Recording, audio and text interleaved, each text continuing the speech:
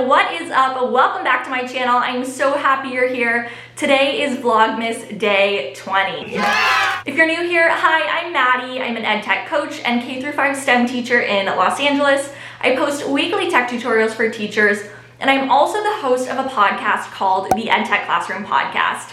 So of course, on my podcast, as the name suggests, I talk about all things EdTech, but I also talk about things like project-based learning, social emotional learning, different things like that. And so with today's video, I thought I would sort of give you guys a sneak peek and a glimpse into some of the recent conversations that I had for my podcast. So today we're going to be listening into a conversation that I had with Chris Lehmann, who is the founding principal and CEO of the Science Leadership Academy and the Science Leadership Academy network of schools in Philadelphia. I really enjoyed my conversation with Chris. He has so much wonderful insight to share, so much wisdom, so let's check it out. The idea that of ubiquitous, necessary, and visible is this idea that technology is a tool to facilitate the learning. It is not the learning itself, right? The goal is not to learn Zoom. The goal is to leverage Zoom so we can learn about 20 different other things, right? And the goal is not to be like, ooh, I can make a Google slide. The difference is I want to be able to present my ideas in powerful, meaningful ways. And I think in all of these things, that's the point, right? What does the technology enable? Now, there is a subset of stuff, like for our kids who want to be computer scientists, for our kids who want to do filmmaking, for our kids who want to do different things, that there are tools that we do want kids to be able to go deep and master. But even then, it's to do a thing, and I think that's the key piece, is like, what does the technology allow us to do differently? What does the technology allow us to do in a deeper way, a richer way, a more meaningful way, or just a different way? All right, and then next we're going to take a look at my conversation that I had with Chadsey and Sara Nachtigal from Educurious. For those of you who aren't super familiar with Educurious, it's basically an organization that creates project-based learning curriculum, professional development. They help teachers and schools implement project-based learning in their classrooms, and I really loved my conversation with Sara and with Jane. I think that they both provide a really interesting perspective, Jane as the CEO and Sara as the Director of Teaching and Learning. So let's check it out.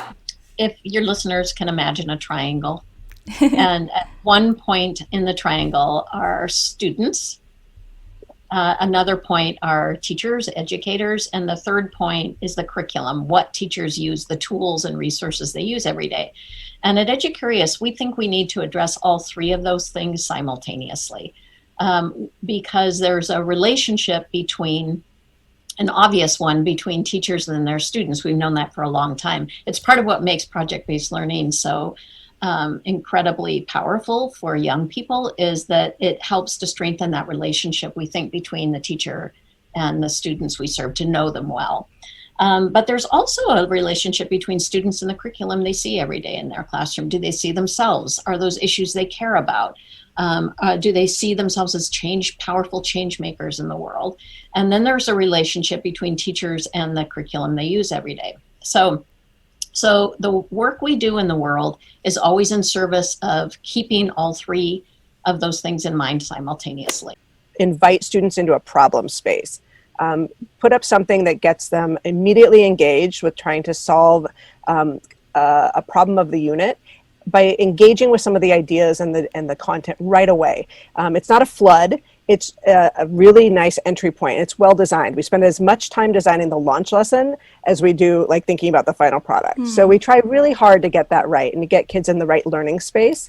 But the launch is ultimately one lesson out of a lot of lessons in a unit. And so the next part that comes, once kids are engaged and interested and their interest has been piqued, we get them into the project work. So they've been introduced to the project challenge, which is either a problem to be solved, an issue that needs a solution, an audience that needs to be addressed or educated or informed. There is something that they're working towards. And throughout the project work, that is when students, as you said, kind of begin to really dig in. They investigate, they get, knowledgeable about what kinds of approaches and perspectives and solutions might be out there. They understand the problem deeply. And during this project work phase, which is the biggest part of a project, we expect learning to cycle, right? We expect students to get a little bit of information, work with a group, build something out, apply it, and then develop more questions that will guide further learning, where they get to go a little bit deeper and apply it again. Thank you so much for watching today's video. I hope you enjoyed a little glimpse into my conversations that I had with Chris, Sarah, and Jane. If you liked this episode, be sure to give me a thumbs up and subscribe to my channel if you're not already. And if you liked my podcast, if you liked listening to these conversations, you can check it out in the video description down below. I really like to have experts in project-based learning, social emotional learning, and ed tech, so be sure to check it out. And I'll see you guys back here soon. Bye, friends.